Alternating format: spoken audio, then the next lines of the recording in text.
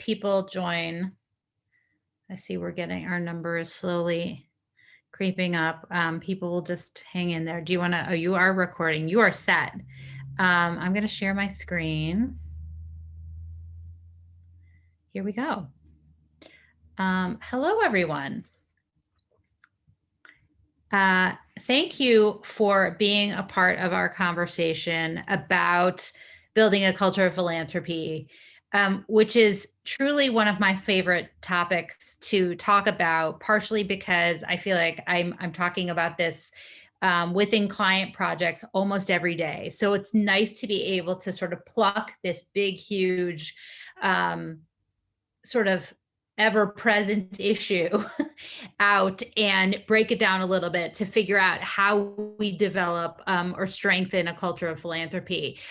Just one word about who I am, who we are at Evolve. My name is Amy Schiffman. I am president and CEO of Evolve. We are sort of both young and old as a firm, or older as a firm at the same time. We launched Evolve Giving Group in June of 2020. And most of us came out of our work together at Giving Tree Associates. I was co-founder and principal at Giving Tree Associates from 2008 until 2020. So a lot of us have been working together for quite some time. We're really proud about the fact that we're women founded and led. Most of my consulting team is female. And one of the things that we really like to emphasize in our work is the mentoring and promotion and collaboration with female leaders in the field and in the consulting world. Our team, although most of us are based in Chicago, works nationally and even internationally, which is a lot of fun. We work with organizations really of all shapes and sizes, from startups to really well-established organizations, to, as I say here, build stronger boards, leaders, and organizations. We spend a lot of time thinking about and talking about philanthropy. So our core business services are in these 5 areas: campaign development, meaning that we work on annual campaign development, capital, endowment campaign development, and everything that falls under those categories. We spend a lot of time working with and thinking about board development. We do strategic planning. We do executive recruiting, where we are helping nonprofits, again, both in Chicago and far outside of Chicago, recruit and develop really exceptional leaders. And we do a lot of coaching and training, like what we're doing here today with you. And speaking of today here with you, what are we talking about today? So again, we're talking about building a culture of philanthropy. And the first thing that I want to do with you is define culture of philanthropy. What exactly does that mean? And how do we know if we have one? It sort of seems like we know when we don't have one. I'm not sure that we've defined what it means to have a strong culture of philanthropy. So I want to think about that with you today. I'm going to outline 10 key characteristics that define a strong culture of philanthropy within an organization. You may have others that you want to bring to the table and discuss. And I'd love for you to put your thoughts or questions either in the chat box or in the Q&A box. I know that my colleague who is here with me, Jamie Klobuchar, who's I think face you can see, and she'll pop in and out. She's the executive vice president of Evolve Giving Group. She's going to help monitor that chat and answer some of your questions. We're going to walk through sort of the 4 rules of engagement or principles upon which strong culture of philanthropy building is based. Then I want to give you, before we sign off and think about questions and reflections, just a couple of things that you can do now, these like easy put into place practices that will help you in the short term strengthen that culture of philanthropy. Sound good? Okay, let's dig in. So defining culture. What is it? We always say, well, what does it smell like? What does it look like? How do we know if we have one? That's why I like this culture of philanthropy yogurt slide, which I did not create, but I was thrilled to find out there in the web universe. Really, when we're thinking about culture of philanthropy, it all boils down to the organization's attitude toward fundraising. attitude toward philanthropy. And if you have to think for a minute about what your organization's attitude is toward philanthropy, well, how do I know? How do I break that down? How do I identify what those attitudes look like? We examine culture typically in a couple of different ways. Again, the attitudes of both the lay and the professional members of your team toward fundraising, toward philanthropy. And that means, is it sort of infiltrated, has fundraising infiltrated and sort of embedded itself into the other pieces of what you do? So you might be a grant making institution. You might be a nonprofit that provides a specific type of service. Is fundraising connected to that work that you do, or does it feel separate and apart from? Are the people who execute on that service delivery, are they aware of, do they understand, and that's where we get to understanding, do they understand the connection between the work they do and the role that philanthropy plays in allowing that work to be done? In other words, do we have a good sense of gift impact messaging? When a donor makes a gift, those dollars allow us to do what? Provide a specific service, educate our team. There might be internal and external benefits that come from every gift that is made. So does the team understand why philanthropy is an important piece of what you do? And if so, or if not, do they behave in a way that is helpful in giving us a sense of that understanding? In other words, does the person at the front desk, back when we were in person, so I always use an example of when I used to work in a school, the person at our front desk, the receptionist, really truly understood that from the second someone walks in a door, in this case, in the door to the school, their experience as a donor, or even before they become a donor, as a prospect, maybe a parent, a grandparent, someone who's visiting the school, that person's experience with the organization starts on day one, and that everybody is an ambassador. So the receptionist helps us build culture of philanthropy. The board member helps us build culture of philanthropy, that every interaction someone has with the organization helps them to think about themselves as a donor and what that donor experience is like. Is it positive? Is it negative? If I'm a board member and I call, again, back to the example of a school, does the receptionist know who I am, right? Do they recognize my name? Do they thank me for all that I'm doing? Just a tiny little example, but are we all working together toward the same goal? Do we understand that the donations that are made to our organization allow us to provide service? That's really the question. And when there are disconnects, when the attitudes, understanding, and behavior are not there, or some are there and some are not there, that's when we struggle with culture of philanthropy. That's when we're wondering if everybody's working together toward a common goal. Or again, fundraising feels like the dirty word. It's the thing we don't talk about, or it's someone else's job. That's where we see the weaker cultures of philanthropy. So there's a lot of research, which may not surprise you, that has been done on the key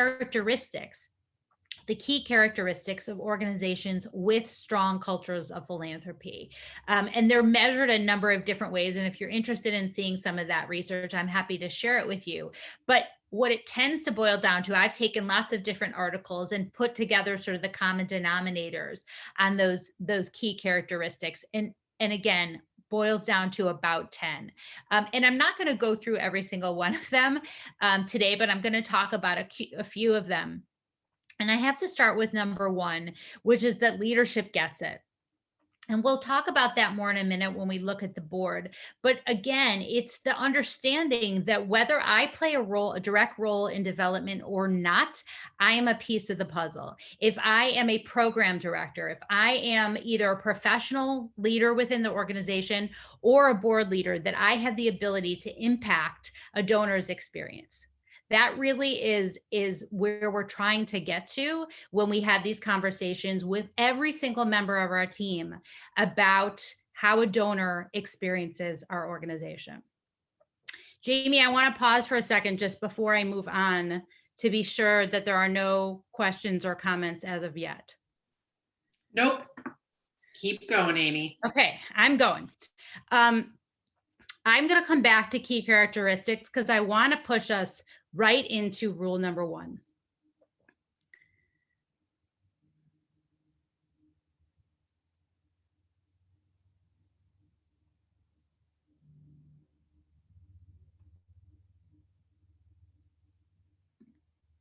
Sorry, Jamie, can you hear me? Yep. Yeah, sorry, we had just an issue with the slide. Okay.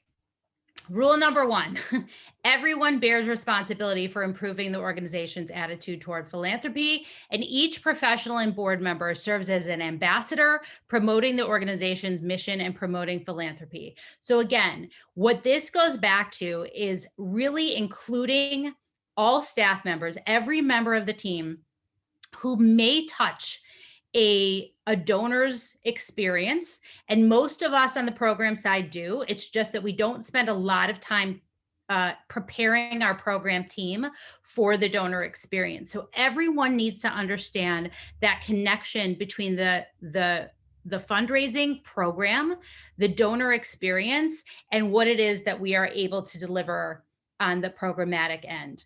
And that means that we want to sort of marry those experiences in a very intentional way at some point early on in both the board member experience and your program team, or your for a school, your teaching team. We want to be sure that everyone understands the connection between the two. The question is, how do we do that? So I'm going to go back to my school example. When I was the director of development at Ida Crown Jewish Academy in Chicago, I had an art teacher who came to me who wanted to be able to purchase a very expensive set of printing equipment for the school. And she had many, many thoughts about how we might be able to bring this equipment to the school. And she had thoughts about who might be able to pay for this equipment. And so we spent a couple of weeks talking about what she needed, why she needed it, and developing a prospect list together based on the students and the alumni that she thought might be interested in supporting this project. At the end of the day, we had to make very few asks, and we were able to identify donors for this equipment. Very soon thereafter, which may not surprise you, word got out that I had helped this art teacher be able to achieve a small, finite campaign to be able to bring this art work to the school, or this equipment to the school. And next thing you know, the English teacher came to my little office in the back of the school. And she said, listen, I am interested in starting a literary journal for the school. Here are the expenses that are involved. I heard that you helped the art department chair bring this piece of equipment. What can we do? How can we work together in order to make this happen? So the same thing happened as I began working with her to better understand those needs and develop opportunities for donors who care specifically, in one case, art. And in this case, it was poetry and writing and rhetoric that was going to be of interest. And we sort of married our two departments to me thinking about how do we be able to message this opportunity to our donor base, specifically to people who care about this kind of work. And she was able to speak directly to the donors about the program. What would be the outcome? How would the students benefit? And we realized that we were a great team together. Then, which may not surprise you again, more and more teachers became aware of the fact that I was there and that I was a resource. And these were not huge numbers, by the way. I was not some champion. We hadn't even started our capital campaign yet. These were small gifts that allowed the staff in this case to be able to pursue some of their programmatic goals. And that was the beginning for me of a learning curve as a development director, to understand that I had to spend less time in my office and more time out in the classroom and touring the building and understanding the program, so that I had a sense of what the teachers' needs were and what the students' needs and wants were. And the teachers realized that they had to spend a little bit of time getting to know me and understanding how fundraising worked at the school. And that way, when we go back to everyone bears some responsibility for improving the organization's attitude toward philanthropy, what felt like someone else's job in the past, this English teacher and this art teacher, who previously had never stepped foot into my little office in the back corner of the building. Now, by the way, Ida Crown has a brand new, beautiful building that I didn't get to work in, but I got to work on their capital campaign. But all of a sudden, we were sort of working as a team, and we were part of each other's lives, and we were accomplishing small but really impactful, interesting project work together. That seamless integration of philanthropy into the program work, and program work or curriculum work into philanthropy. That's how it should work, is that we're all sort of working together, and that the teaching staff or the faculty in this example didn't feel like, oh, that's Amy's problem. That's Amy's department, that I have nothing to do with that. And so from there, we really realized that when we did launch this large scale capital campaign for the school, we had an opportunity to invite faculty onto the planning committee. And one of the key members of our planning committee was the math department chair, who really represented the faculty team in thinking about what the school needed in building this brand new facility. And she was a fantastic member of the campaign team, and even went on many solicitations with the head of school to solicit for this large scale capital campaign. So that's just one example of how we thought we were sort of working in these separate, different silos previous to this set of experiences. And I hope the school still functions that way. I think it does, where everyone is working together, and we realize that there isn't just this dotted line in between philanthropy and the work that we're trying to achieve, the accomplishment of our mission.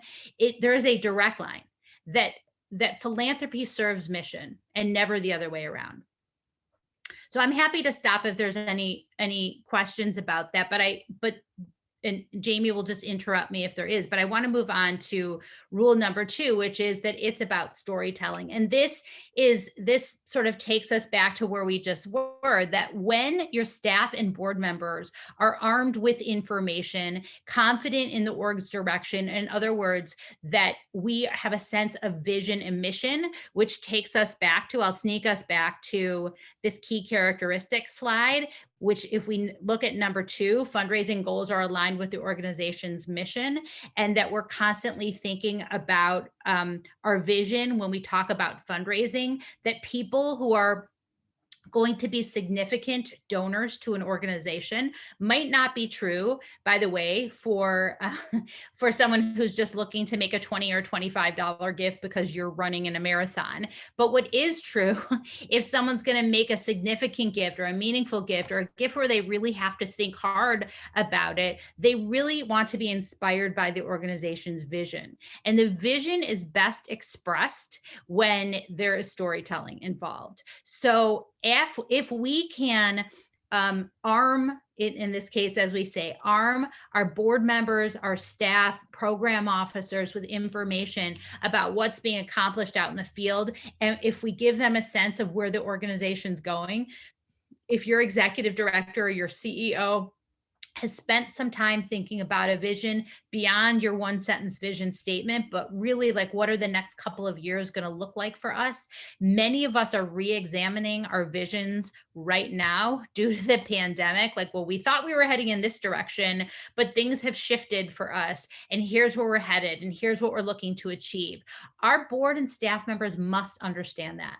So please don't mistake their work in the day-to-day service world with a lack of a need for understanding what the big picture vision is, because once they get that, they are incredible partners. Like I mentioned at the school that I work with, and many other organizations at which I have served as a development officer, I am always highly dependent on program officers, program people, program directors, in telling those stories about people, about situations, about students, about campers, about clients, about patients. We need those stories out in the world in order to be able to make a case for our organization.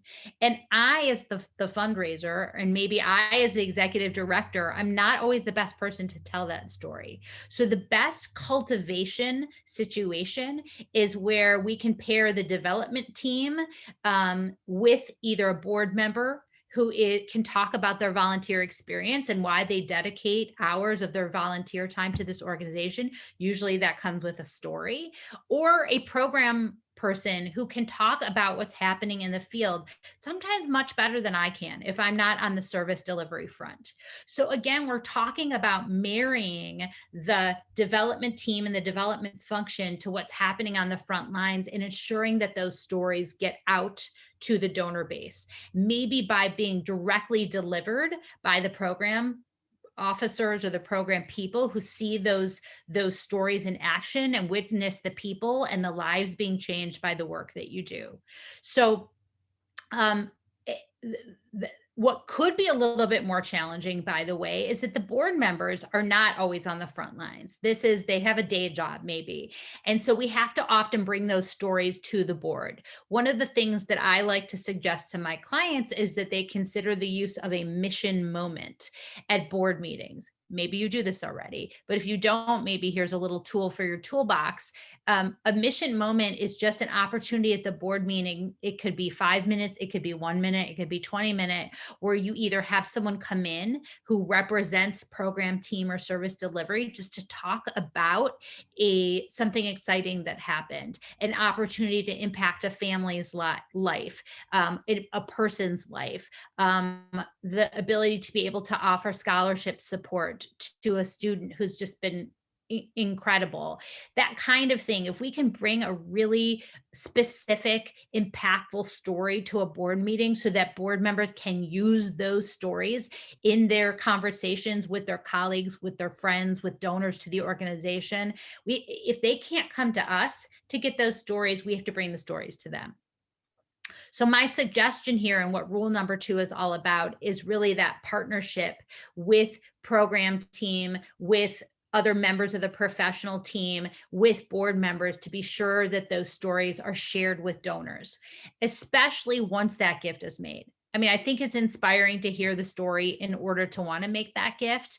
But I think it's especially important that once the gift has been made, that we go back to our key stakeholders and say, this is what we were able to do because of your gift. That's called gift impact messaging. And we really want to be able to tie the two together if we want to achieve the next gift. And we are always looking for the next gift in philanthropy. Jamie, any questions or comments so far? No, not yet. Okay. So rule number 3 is really about the board. I have found, and if you go back again to our top 10 rules, so much of this is about leadership. I have found that when the board is not clear, and for those of you who joined us in our last Impact House webinar, we talked a lot about, you'll recognize this slide. So let me finish my sentence. I have found that boards who are not clear on their role have a hard time prioritizing philanthropy. And so what we find to be true is organizations with a strong culture of philanthropy also happen to have, or not so happen to have, a board that is very clearly focused on its job, on its key priorities, on its role. And generally the role of a nonprofit board, and this might be true and for a foundation, there might be a few other things that foundation board members are expected to do, like that grant making piece. But generally we're looking at these 4 sort of pockets or pillars upon which we build the board experience. And that no matter what committee a board member sits on, they must do all of these things. This is an and, this is not an or. So if someone sits on your development committee, they may be doing soliciting or cultivation of prospects or doing thank you or working on your annual campaign plan. But if they sit on your board, whether they sit on the development committee or the fundraising committee or not, they have to be part of capacity building. So they must serve as a relationship builder or an ambassador. They must be a part of vision development, mission development, and strategic planning. They must be part of fundraising and fiscal oversight. And typically a subset of your board is involved with ED or CEO evaluation and support. These are the non-optional pieces of board membership. And if we can get our heads around the fact that all of this work points to capacity building, for the organization, we're generally in a better place with regard to culture of philanthropy. Jamie, did you want to say Yeah, something? no, I wanted to ask you, could you talk a little bit about some of the tips that you have to get board members over the hump? Because I know that sometimes I've struggled. I've come into an organization either as a consultant or when I was a staff member, and you've got a group that's reticent to start getting involved in solicitations or getting involved in fundraising. Can you talk a little bit about some of the early on steps that you can take to start getting them more comfortable? Yes. So that's a good question, given that we're at this slide. So I just mentioned that while board membership is sort of you got to do all these things no matter what committee you're on, right? All four of these things are a must. The same is not true for this slide. Not everybody has to do everything with regard to fundraising. And I think where we scare our boards off is when we talk about fundraising, everyone assumes that we mean face-to-face solicitation. And there are so many different roles that board members can play in fundraising, and soliciting is only one of them. That's number 5 here on this continuum. What is true of everybody is that we're asking every board member to make their own meaningful financial commitment. That's got to be true of every board member every year for every campaign, by the way. And we can get into your questions about that if you have it. But the rest of this can be it may be that you have a board member who is really experienced with regard to creating strategies or campaign plans. So developing and improving those strategic goals and financial targets. I'd like the whole board, by the way, to vote on or approve the organization's fundraising plan. I think that's a good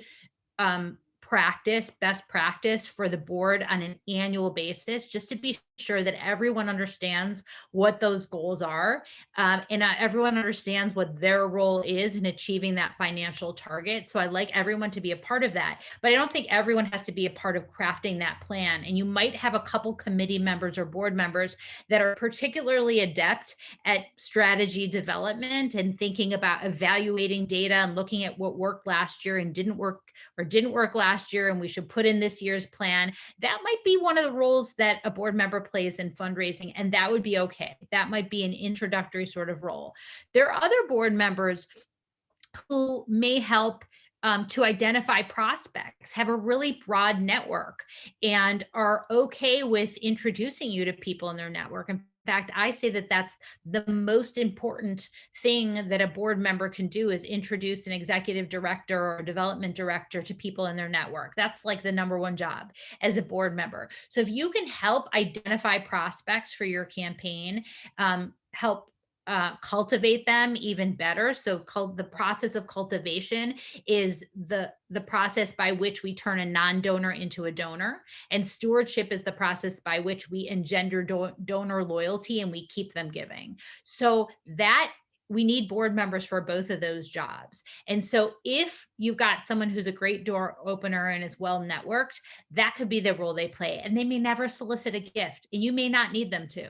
In fact, if someone is so nervous and uncomfortable about soliciting, that sort of it makes them, want to dry heave, even thinking about, so uncomfortable with this process, I don't want them soliciting. You don't want them soliciting for you if they're that averse to it, because no one is averse to it. No one is good at something that makes them feel that uncomfortable. They may need coaching. They might not be excited about it from day one, and that's okay. I love the challenge of getting someone comfortable with fundraising. But if they're really saying, I will do anything but that, let's not have them do that, because there's a lot of work to do. I would rather prioritize the door opening, the introductions, and then maybe they're even willing to sit in the meeting with you when you have that meeting. They just don't want to be the one asking for the gift. That has to be okay. So what I'm suggesting here is that we expand our definition of fundraising for the board, not to let them off the hook, but the exact opposite, to find a place on this continuum for every single board member that feels comfortable. So we all have to be part of fundraising, but fundraising is not just soliciting. It might be thanking donors who make generous gift, or who might gifts, period. We might have a thanking committee. We might stop board meetings 5 minutes early and I hand out notes to board members, or in this case, I might be texting or Zooming with board members to say, here are the 5 people I'd love you to make a thank you phone call. Most people feel great about making thank you phone calls. And what they don't realize is when they say, hi, my name is Amy, I'm on the board of XYZ Foundation. I just want to thank you for that really important and meaningful gift that you made this week to the foundation, to XYZ nonprofit. You may be the only organization in town that is making that phone call, and it's going to stand out. Think about that. When's the last time you have gotten a phone call getting personally thanked for your gift? It just doesn't happen often enough. So if your organization is doing it and your board members are willing to be part of that puzzle and make those personal outreach phone calls to board members, that is fundraising. And that's something that they need to sort of internalize. So it's not about making people feel guilty for what they're not doing. It's about zeroing in on what they can do, what they are willing to do. And one of the models that we use, and this came from Kay Sprinkle Grace's AAA Guide to Fundraising Success. We have adapted her model just a little bit here, but the structure is the same, is that we ask board members, we do a whole board training, and this is a great tool for a board retreat. If you're interested in hearing more about this, we're happy to share materials with you. But we ask board members to pick an A. Pick an A. There's 3 A's: ambassador, advocate, and asker. And if every board member can sign on, which again, sort of just underscores the fact that we are not asking everybody to face-to-face solicit. We're asking everybody to play a role in fundraising. The ambassador opens the door. These are people who are really strongly networked in the community. They have a lot of friends. They may be on other committees. They're involved in lots of things, and they easily build relationships.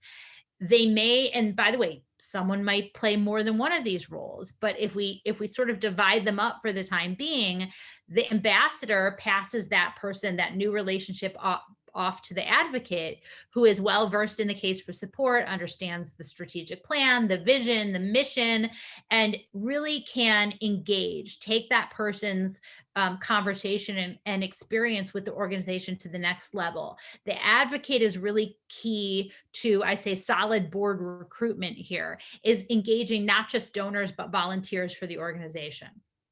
And then the third A is asker. So this is a little bit more obvious and more clear cut, but ambassador opens the door, advocates engage, and the askers ask. So these are people who may need to be coached or are already comfortable being those frontline fundraisers, and they need to be really well versed in messaging about the case for support.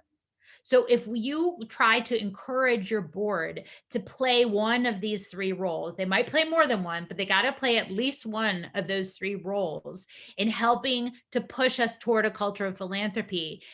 When the board is engaged in philanthropy, the rest of the organization tends to follow.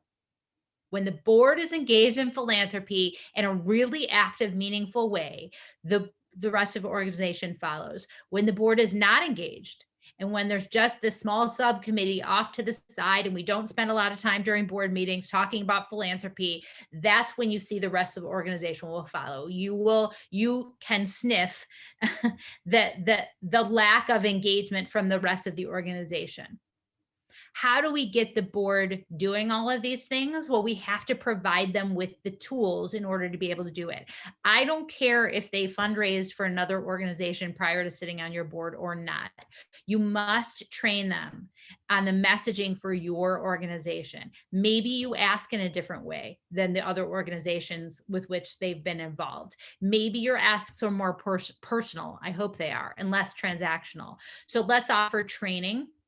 And I advocate for solicitation training or fundraising training for your board every year, at the very minimum every other year, because you're bringing new board members on all the time. And you can utilize board members who are more senior to mentor newer board members in this regard. So we've got to provide them with training, with coaching, with one-on-one support. They have to be able to ask questions. Most of the times we're handing a board a toolkit for fundraising that has all of these things that I have down on your lower right-hand side: the case for support, maybe FAQs, a concise elevator pitch, stories about what's happening in the field, and and common objections, the things they're afraid of hearing when they go out on asks. Let them practice those common objections with you, with coaching, with training. We cannot expect that the board will just do this on their own without those resources and the tools that we must provide to them in order for them to be good ambassadors for the organization. Make sense? And this leads me right into rule number 4, which is, sorry, I went too quickly there. Culture of philanthropy equals culture of engagement. So we are looking, what does that mean? Let me show you the good old Tarnside curve, which is not going to be shocking to you, but it's always a good reminder that as involvement goes up, right? Awareness, interest, engagement, commitment, ownership. As we see the level of involvement go up for a volunteer, board member or not, we also see that the level of giving goes up. There is a direct correlation between engagement and giving. So you will see that your active volunteers are often the most committed donors. People who see the work, experience the work, are part of the work being delivered in the community are often our most generous donors because they get it. They can connect the dots. They don't have to have that case made for them in a theoretical way offsite. If they're part of the story, if they have their own stories, they're going to be more committed donors. And so our job is to offer those experiences, which you might say, like, how in the world do we do that in a COVID environment? It is difficult right now. So we are getting very creative about the different ways that we can engage and involve donors so that they stay connected, they feel connected. And I would recommend that as you consider reopening, we're just sort of like in this rebirth mode right now. At least I think in Chicago we are. It depends on what part of the country you're in. But as you consider these reopening plans, you might want to be thinking about how you involve volunteers in the development of those plans, not just like invite them to the thing, but are they involved on committees in some of this reopening work? How can you engage people in a safe, maybe socially distanced way this summer so that you can be face to face with your volunteers and your donors again? Again, the more we see them, the more they understand what's going on, the more we actually involve them in the work that we're doing, the gift comes with it. So I want to leave a couple of questions, time for questions for the end. But I want to just before that walk through a couple of things that I recommend that you do right now. These are some of the quick fixes that we talk to our clients a lot about. I always say start on day one. So it depends what kind of an organization or a foundation or institution you are, but we want to introduce fundraising, philanthropy, development, whatever you call it in your organization on day one, that it is not a dirty word. It is not something we shy away from. It's something we're so proud of because it allows us to achieve our mission. And that means that if from the day a new staff member starts with you, whether it's a group orientation or individual orientation, they must understand the role that fundraising plays within the organization. They must understand what role they may be asked to play, directly or indirectly, in philanthropy within the organization. If they don't get it and they don't understand that if we're touring some donors around the facility, that they should be welcoming. I'll never forget some of the wonderful tours that I've done, again, specifically in the independent school world. I was touring a school in Boston with 2 people on the development team, and a teacher stopped her lesson, invited us into the room, showed us the art project she was working on. And I said, you might afterwards, I said, that was so fascinating that she did that and so welcoming. You must have told her that we were coming. And they said, no, we didn't tell her you were coming. But this teacher knows that when the development team is touring a guest, that she knows that she's got a role to play. I mean, they have this unsaid, this unspoken sort of partnership where they know if the development team, again, is bringing through tour. I mean, too bad I wasn't, a 6-figure donor, but they didn't know who I was. And that was the point. She stopped, she explained the lesson, she made me feel part of things. So if we can help our staff understand that if we work together to be able to provide this kind of donor experience, we all benefit. So please start anything, from town hall meetings to reunions, any program, public programs you're doing, please don't be afraid to inject philanthropy into that conversation in some appropriate way. And I always say that when I was at Ida Crown, I think I went a full year without ever, let alone being, um, including development or being on the agenda. I wasn't even invited to the all staff meeting. It was like just faculty members. And finally, when all of this started happening to me with the art teacher and the English department chair, all of a sudden I felt like, oh, I need to get to know more of these teachers. And I sort of invited myself to the staff meeting, and the head of school was thrilled, that I wanted to be there. But eventually I said to him, like, shouldn't we always have a a development or philanthropy update at the all staff meetings? Like, shouldn't they understand what we're working on behalf of the school?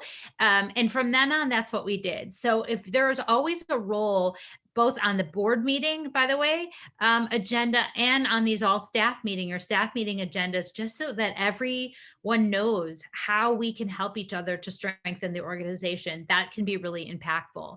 And to be sure that you're getting the stories from the field, from what's happening, whether it be with your grantees, the exciting things that they're able to do with the funds that you are able to grant to them, or from nonprofit, for the nonprofits on the call, what's happening in the field and programs. What are you doing that's really innovative in the virtual service delivery world right now? There's a lot of exciting stories and people being impacted. We have to be sure that those get back to the development team, because we don't always have program people. We don't always have board members in our solicitations, but we need those exciting stories to be able to share with donors, whether that is one-on-one or through newsletters or social media posts. So we need that flow of information back and forth. And if you can develop a tool by which that can happen easily, whether it's just having a regular conversation or showing up at all staff meetings, or asking for faculty members or staff or counselors to give you those, or your grant recipients, you want those stories, let's just make sure that that information is flowing. I mentioned mission moments for board meetings. So board meetings is an opportunity to educate and inspire. It really is an opportunity to bring in your program team to share those stories, your program officers, maybe your grant recipients, to come in and talk about what they've been able to do during this time. We want the board members to be able to get those stories, because they're not able oftentimes to see those programs in action.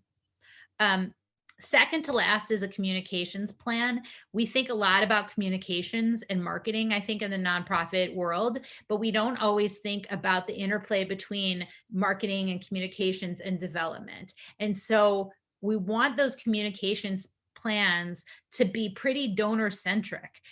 Yes, the organization may have other marketing needs, membership or whatever it is, but we want to be sure that the communications plan includes opportunities to be able to update donors or inspire new donors. So I always talk about the I give because stories that we want in your newsletters, we want in your social media posts. We want to be sure that that gift impact messaging is as clear as can be.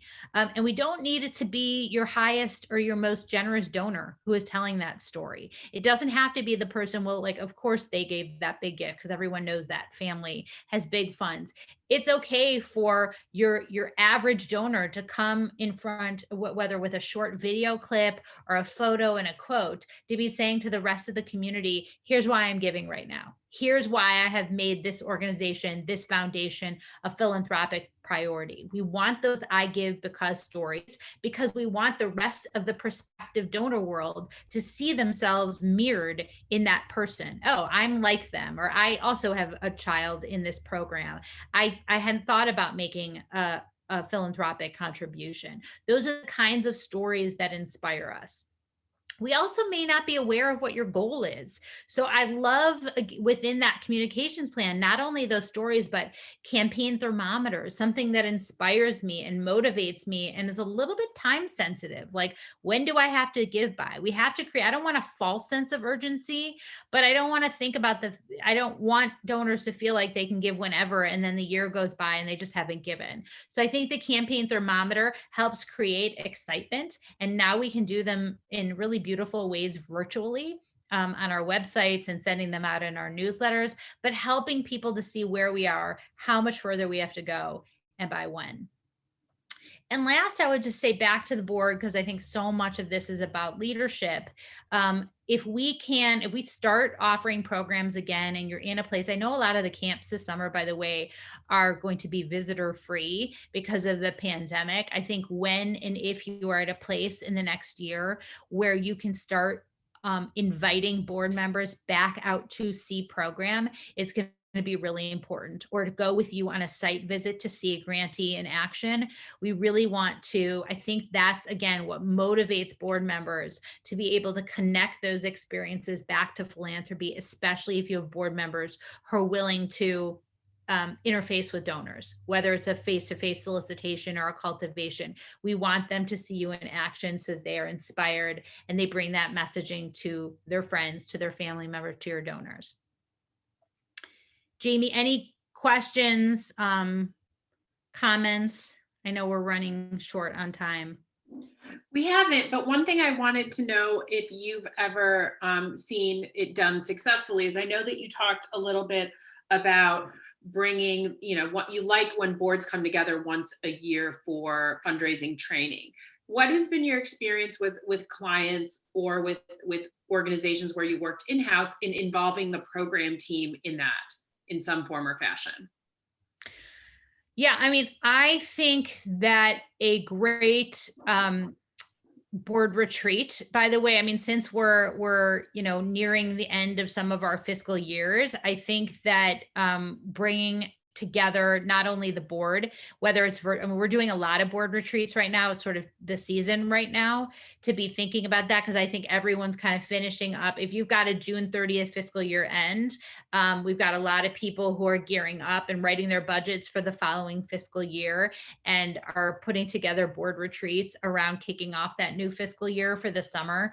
And I think bringing program people to speak about, especially because so much has changed this year in the service delivery world, the way we are providing services. I know our clients are doing things in a really drastically different way. We want those people talking about those experiences and how clients are managing, service recipients are managing during this time. So I think it's a fantastic idea to invite program teams to see this work, to be part of these conversations. And especially if you're doing some strategic planning, most of the strategic planning retreats that we have been doing this spring already include both board members and professional team, program officers, program teams. Great, thanks. There's no questions in the chat. If anyone has a question, you can raise your hand or put something in the chat. Yeah, while you think about that, I would just say that if you are willing to put something in the chat, the way that I like to close, and this might be a nice way to close your next board meeting, is to do this pie reflection. This is something that I learned on a facilitation that we did as a team recently. And pie really is, the P is pearl of information learned, I is an item to implement, or E is encouragement I received. And so if there's something, if you have a P, an I, or an E, and you are willing to put that in the chat right now, something that you want to work on, some takeaway, maybe I reinforce something that you're already doing. We would love to see what that is. And again, I just suggested as sort of a closing tool for you as you facilitate meetings with your board or your staff.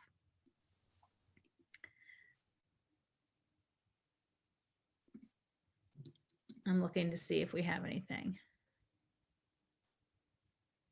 Okay, well, while you consider your pies, or while you think about where you might be able to use some of this, I just want to thank you and be sure that we put our contact information. Here's my email, our website, and phone number. And I'm really happy to talk to you about any of the things that we've talked about today and how we might be able to adapt them more specifically to the work that you're doing. Jamie, do we want to say anything about our next session? We have not yet scheduled it, but that I know Claire, who was with us a little bit earlier, will be sending out that information shortly. And she'll also be posting it in the building for those of you who are actually going back into the office, which I know we're all excited to get together face to face, but it is going to be next month. Excellent. Thank you, everybody. We appreciate your time and look forward to your comments and questions. Feel free to be in touch. Thank you. Bye.